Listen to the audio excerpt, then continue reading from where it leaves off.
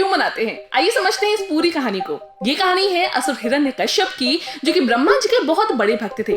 उन्होंने काफी वर्षों तक ब्रह्मा जी को पाने के लिए तपस्या करी थी। फाइनली ब्रह्मा जी उनकी तपस्या से खुश होकर उनके सामने प्रकट हुए। उन्होंने कहा, हे वत्स, मांगो तुम्हें हमसे जो भी मांगना है।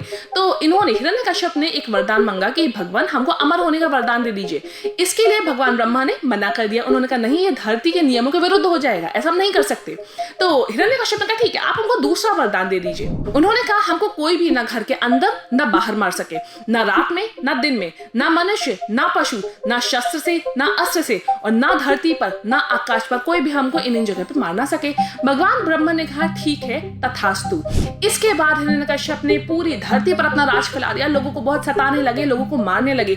लोग उनसे परेशान होकर लोग जबरदस्ती में उनकी पूजा करने लगे। कुछ समय बाद हिरण्यकश्यप के घर एक पुत्र पैदा हुआ जिसका नाम हुआ प्रहलाद। प्रहलाद भगवान विष्णु का बहुत बड़ा भक्त था। ये बात हिरण्यकश्यप को बिल्कुल पसंद नहीं आती थी। उन्होंने कोशिश करी प्रहलाद को मारने की, लेकिन हर बार किसी न किसी तरीके से भगवान विष्णु प्रहलाद को बचा लेते थे।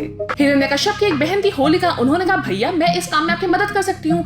मेरे पास एक वरदान वाली चादर है जिसको अगर मैं ओढ़ लूंगी तो मैं आग से जलूंगी नहीं।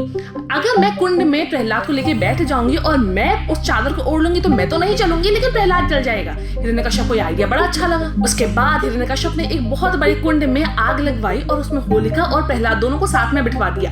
अच्छा, होलिका ने अपने ऊपर वो चादर ओढ़ी हुई थी जिसमें उनको वरदान प्राप्त था कि वो जलेंगी नहीं, लेकिन संयोग देखिए, एक बहुत बड़ा वायु का झोंका आया और होलिका के ऊपर से वो चादर उड़ के चली गई प्रहलाद के ऊपर, जिसकी वजह से प्रहलाद तो बच गए लेकिन होलिका उसी में जल गई।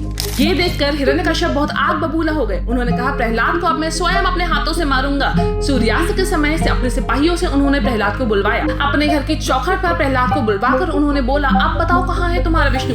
प्रहलाद ने बोला, भगवान तो हर जगह है। ये खंबा जिसके ऊपर आप अपना हाथ रखे हैं उसमें भी भगवान विष्णु है। तभी हिरण्यकश्यप ने उस खंबे को बहुत जोर से तोड़ दिया, उसको गिरा दिया और उसके अंदर से निकला भगवान विष्णु का नरसिंह अवतार। यानी उनका धड़ था नर का और उनका चेहरा था, उनका सर था सिंह का। भगवान विष्णु के इस नरसिंह अवतार ने ही हिरण्यकश्यप को मारा, अपनी जांघों पर रख के और अपने नाखूनों से ऐसे चीरते हुए। अब देखिए, जिस वरदान के कारण उसने पूरी पृथ्वी का जीना मुश्किल करा हुआ था, उसकी एक शर्त भी नहीं टूटी। उससे कहा गया था, ना तुम्हें दिन में मारा जाएगा ना रात में। तो वो समय था सूर्यास्त का, ना दिन ढला था पूरी तरीके से और ना रात आई थी। उससे कहा गया था, ना तुम्हें घर के अंदर मारा जाएगा ना बाहर। तो उसको घर की चौखट पे मारा गया था। ना अस्त्र से मारा जाएगा ना शस्त्र से। उसको भगवान ने अपने नाखूनों से चीरा था। ना धरती पर ना आकाश पर। भगवान ने उसको अपनी जांघों पर रखकर मारा था।